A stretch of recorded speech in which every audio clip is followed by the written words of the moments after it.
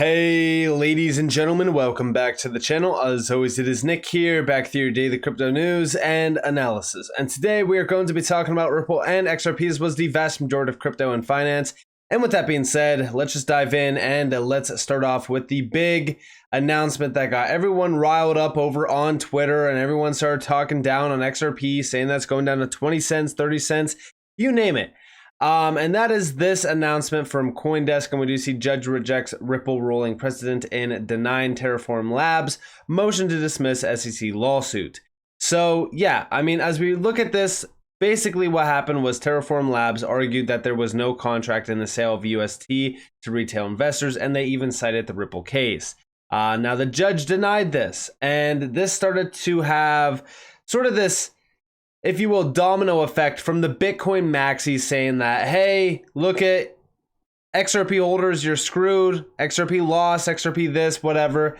And it's comical, right? Like, it's ridiculous that we have so much FUD being pushed towards Ripple and XRP and the XRP community. But this is, you know, we're so used to seeing this. And you would think that the Bitcoin maxis would be able to ignore XRP. I mean, seriously, they have an asset that has been in the #1 spot for a very long time. It hit $1 trillion in market cap. Why are they so focused on XRP? Why can't they keep XRP out of their mouth? Did you ever think about that? Well, because they're scared.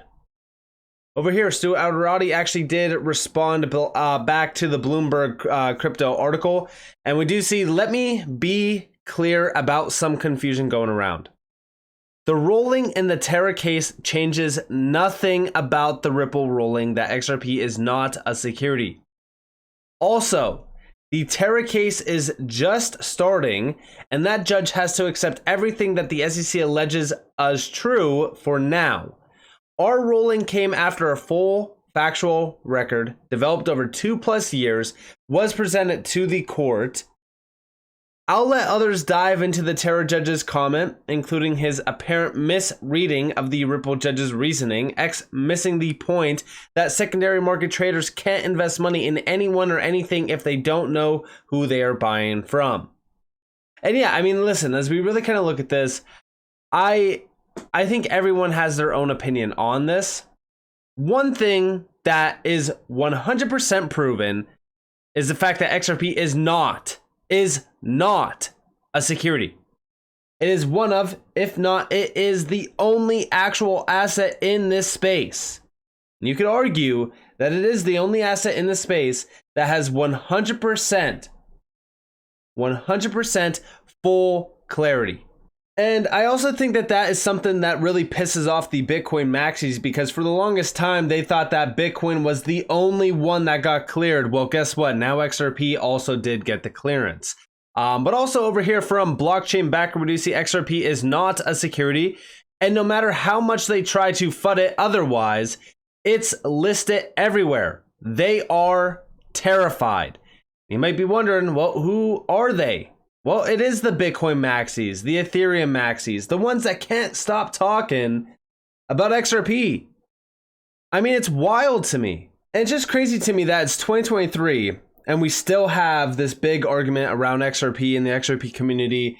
And it's really, it's not surprising to me who it's coming from, right?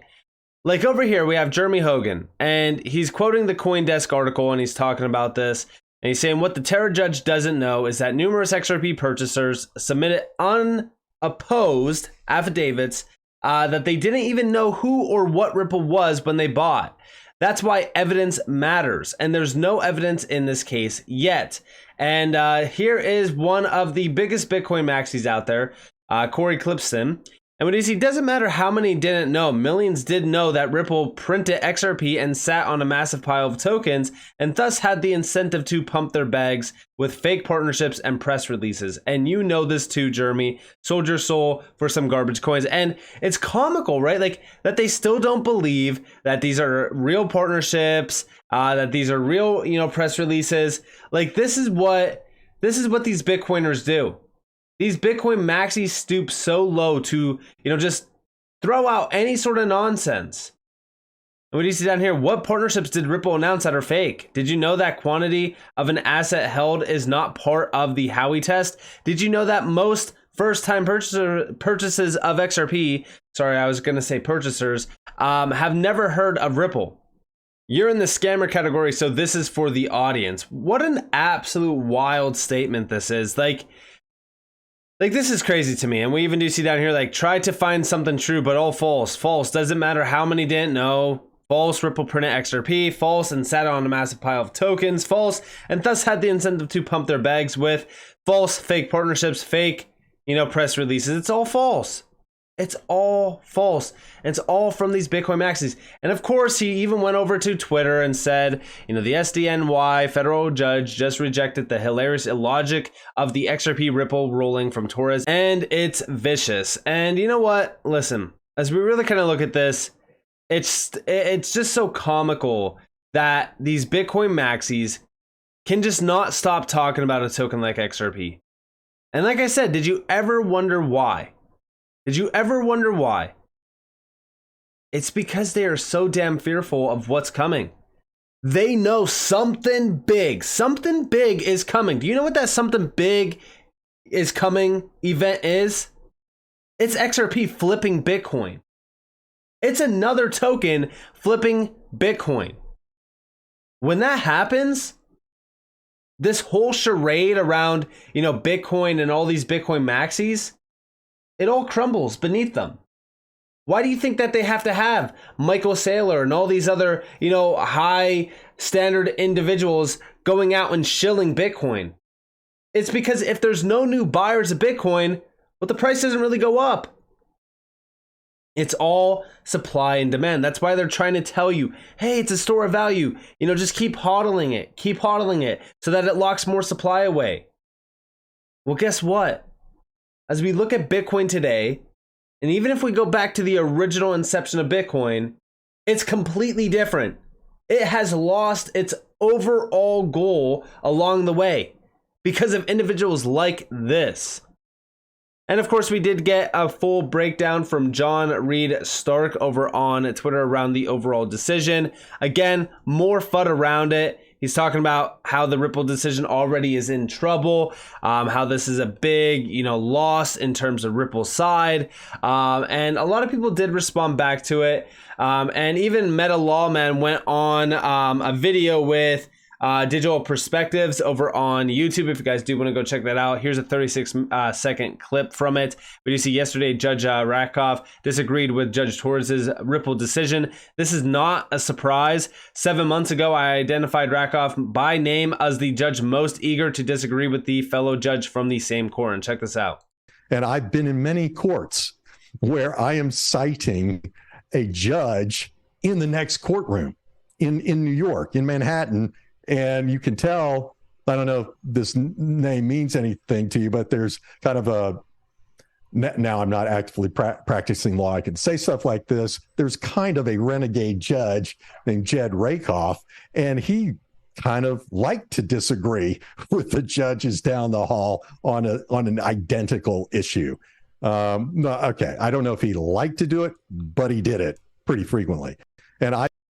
And yeah, I mean, if you go back to this individual's past record around practicing law, you could tell that he has disagreed on multiple occasions, especially in terms of decisions very similar to this.